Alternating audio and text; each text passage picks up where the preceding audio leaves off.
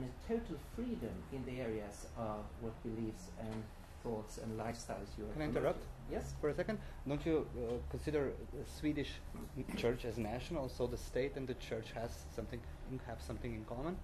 What do you criticize in Islamic? Sure. It has been so for 400 years in Sweden. We have had a state church. There was a separation the year 2000 between state and church, and that was 400 years too late. It is a shame it has been this way. It should never have been that way. Original Christianity,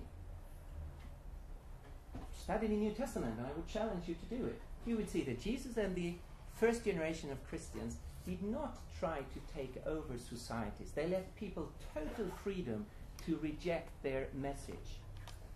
That has been up to later corruption of the Christian message. I would say that the church have been a political power factor.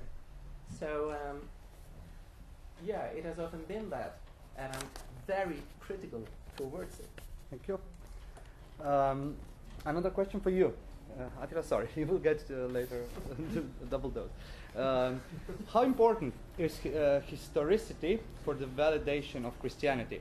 If one is to be labeled as a true, proper Christian, how firmly and literally must he or she believe that what is written in the Bible is true?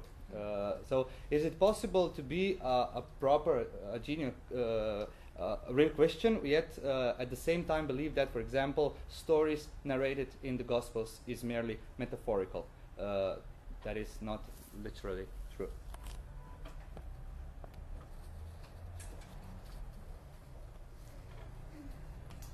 Thank you. That is a key question, of course, if you are a Christian. The Christian claim, the claims of Christianity is not only that there is a God, but that God has shown up in human history, and ultimately in the person of Jesus Christ. So, of course, it's absolutely foundational for the Christian faith that Jesus existed, and that God raised him from the dead after his crucifixion. If Jesus would not be a real person of history, or if he was not resurrected, then of course all other claims of the New Testament would just fall flat to the ground. It's obvious that the first Christians had that view, and read in the letters of Paul that he says that if Christ was not raised from the dead, our faith is in vain, and we should not believe in it. That's the obvious conclusion. Do something better with your life than believe in something that is not true.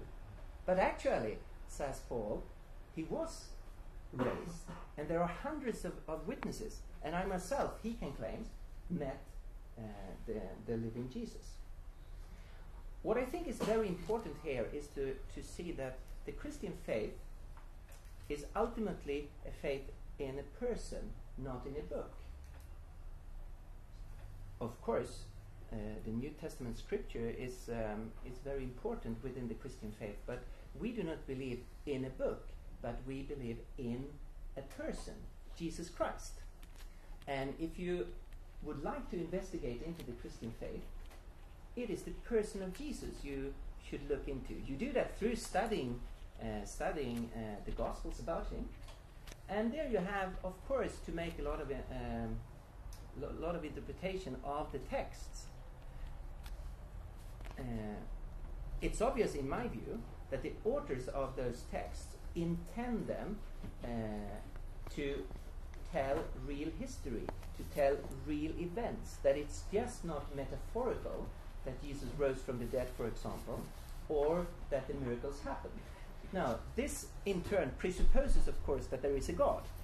So, if you are sure there is no God, of course you will have problems with a lot of the New Testament. Then you need, I think, go back to think critically about those issues. What is the arguments for and against God?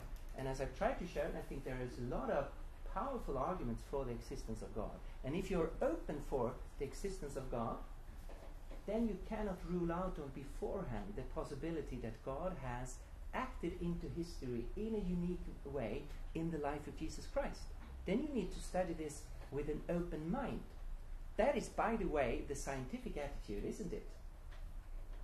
And I wouldn't be that critical toward Newton if he would be open to investigate to a lot of things. Of course,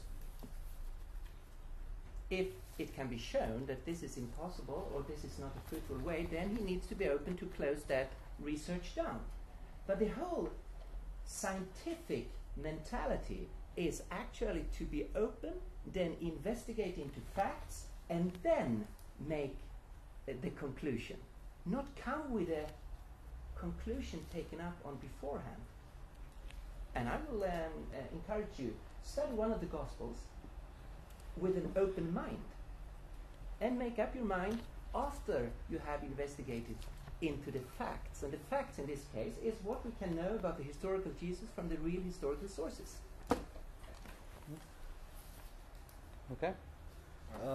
Question for Attila, Szabo. Isn't it true that atheism can also be dangerous? If we think of, for example, Stalin or Pol Pot, who were fervent advocates of atheism. And since scientific claims and truths aren't translatable into ethical truths, science is supposed to be ethically neutral. Isn't modern atheism, if it is really true to its foundations, as naturalism, scientism, especially likely to turn out to be extremely dangerous in the long run?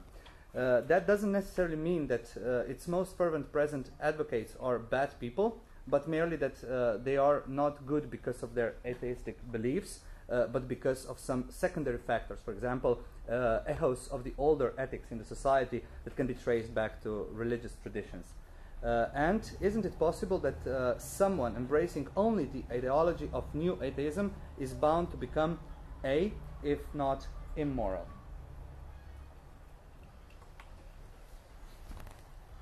What a presumptuous claim, don't you think?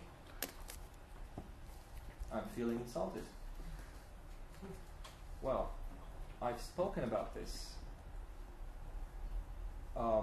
Okay, if you think that atheists have no morals because they don't have God, which is the source of morals, then I can turn this around and say that atheists are actually more moral because believers are trying to be moral only because they are afraid of being punished by God. Atheists are moral for the moral deeds themselves. I can take this further, but it would be no point. It goes back to my introductory speech. You can't say all X is Y, all Scots are drunks, all atheists are this or that. This is presumptuous. You mentioned Stalin, Pol Pot. This, again, is not well researched. It is very popular among theists. It's a very popular counter-argument to say that atheism leads to immorality or even amorality. This goes back to Dostoevsky, who in his novel The Brothers Karamazov asked this question through, I think it was Smerdyakov, that without God we wouldn't know right from wrong. Such a claim is actually false. If you watch the news, it's actually the other way around. If you have God on your side, you can do whatever you want. So again, I don't see why you take this claim so seriously, because it's so stupefyingly simplified. As for the Nazis, I don't see where you get from Nazism to atheism. If you have read Mein Kampf, I've read it, just to see if the theists have really an argument there. I have read the history of that period in Europe. And as you